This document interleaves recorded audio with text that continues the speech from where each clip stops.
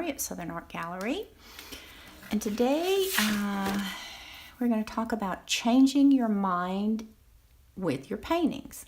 I started this painting yesterday, and I decided I did not like the background color. This is, it was a combination of azo green and I believe it was nickel azo. So I'm going to change the background just to show you that this is possible. And when you're working backgrounds, and this, let me just show you this. This is the new Stonehenge Aqua Cold Press watercolor block, which was a free gift that I won on the Mind of Watercolor, which was awesome. And it came yesterday. So I decided to paint something with it. And so far, I am very impressed with the Stonehenge paper. It is, it buckles very little. It has a very nice texture, and I'm really enjoying painting on it. So that was just a delightful surprise. Thank you, Steve, at the Mind of Watercolor for your free, and thank you, Stonehenge, for your free giveaway. Okay, so I think I'm going dark because I tend to go dark with my backgrounds. And honestly, if it's not dark, I am not happy with it, truthfully. So we're going to take some Perylene Maroon, excuse me, not Perylene Maroon, Perylene Green. And to that, I think I will add some indigo. And I'm sorry you cannot see my palette, but it's rather large, so I'll just move it over here so you can see. And this is how I do my backgrounds. And this is my newest acquisition, which I just dearly love. This is an Escoda Ultimo. It's a synthetic brush. It's size 18, and I am loving this brush. I ordered it from Jackson's in the UK. I like Jackson's. They have unusual things that you can't find in the United States. They have really good prices on French and European brands like Sennelier. Usually you will find Sennelier much cheaper. Okay, and this comes to an amazing point for such a big brush, which I also love. And I pre-wetted this. You saw me do that. So we should get a fairly smooth wash here by doing that. I just like dark backgrounds. I just always have, and I always end up pretty much making my backgrounds go dark even if they don't start dark. So let's see how that does. And we'll flip it around. I think we'll start in this direction. When you're laying a wash, the important thing about laying a wash is finding a starting point and an ending point, and not leaving, letting it dry while you're putting your wash down. Now, I have green on my brush, but this is mostly water.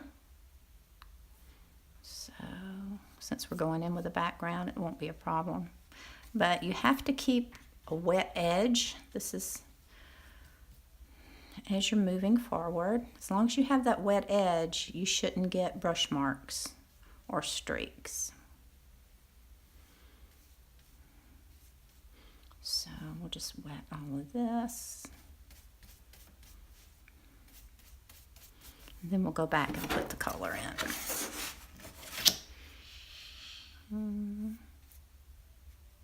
That's my bird that you hear in the background there. He is very vocal. Okay, just keep adding the water.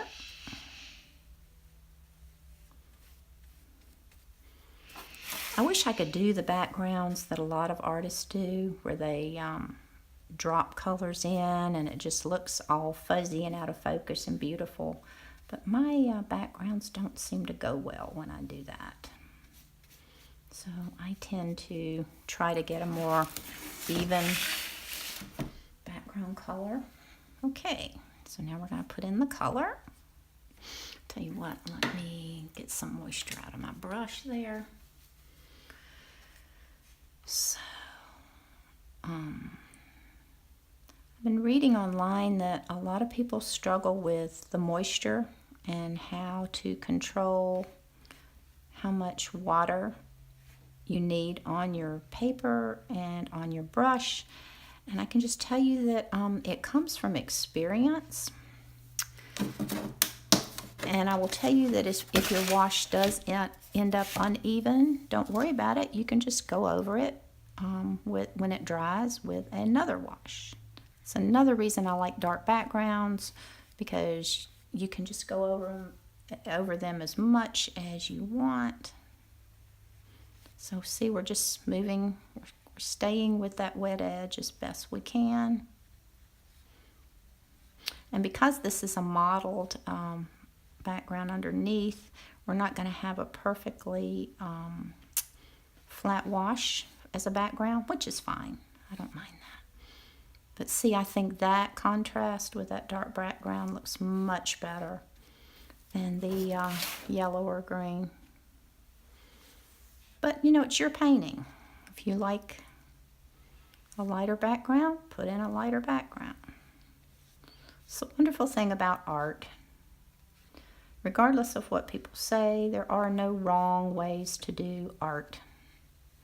Everything is different. Everybody's different. Everybody likes different things. And I say just do whatever you like that makes you happy. Okay. So we're going to let that dry. And that's really all I wanted to show you, but I will come back in and work on this flower a little bit more for you. So we will see you in a bit. Okay, we're back, and that background is dry, and I'm probably going to take that a little bit darker, but we'll wait and see. But what I wanted to try was lifting out some highlights and see how well this paper lifts. And as you can see, it lifts very nicely.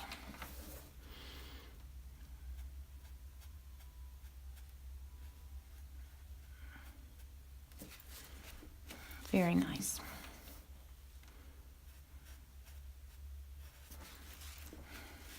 Sometimes I use masking fluid to save highlights, and sometimes I just lift them out. So it really just kind of depends.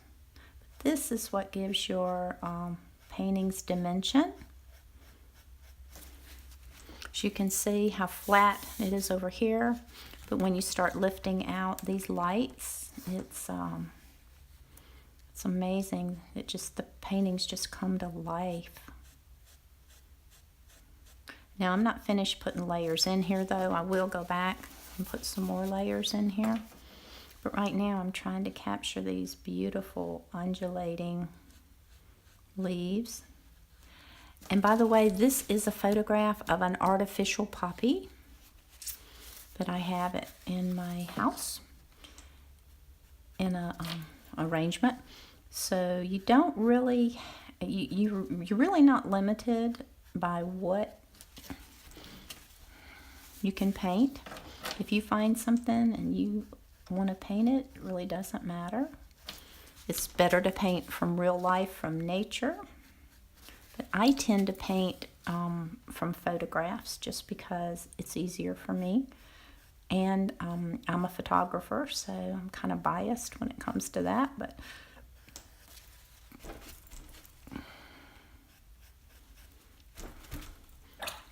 when you're lifting, you have to keep your brush clean.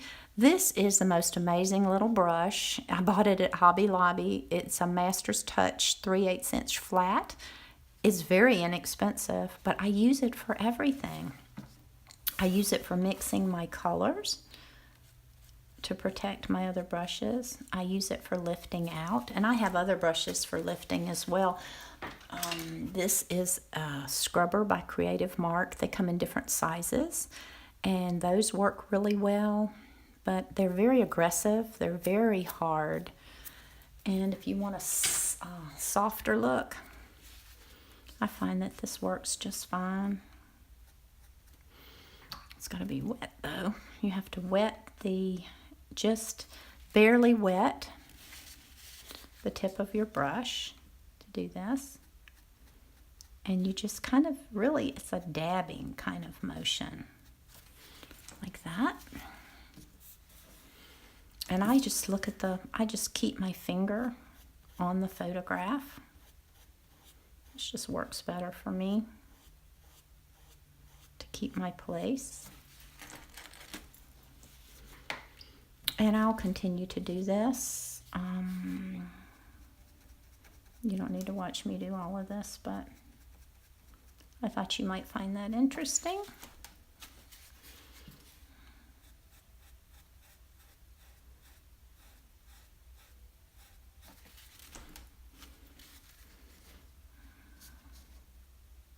It also helps you find your place when you're putting these highlights back in. See, isn't that amazing how it brings it to life? I absolutely love this part of the process of doing this. And it's also very relaxing. And here you have the finished painting. I added some more darks and punched up my darks and my lights. And darkened the background again until I got it to the level that I liked. As far as the Stonehenge block, I really like this paper. The only thing I am a little concerned with is that it is not glued at the top and the bottom. So you can see that there's several layers. I have a little warpage below the top layer on here, and you can see the bottom the same way here. But the paper is lovely to paint on, and I think it's a good value for this paper. And that's all we have for today. If you care to subscribe, please do so, and we will see you soon. Thank you for watching.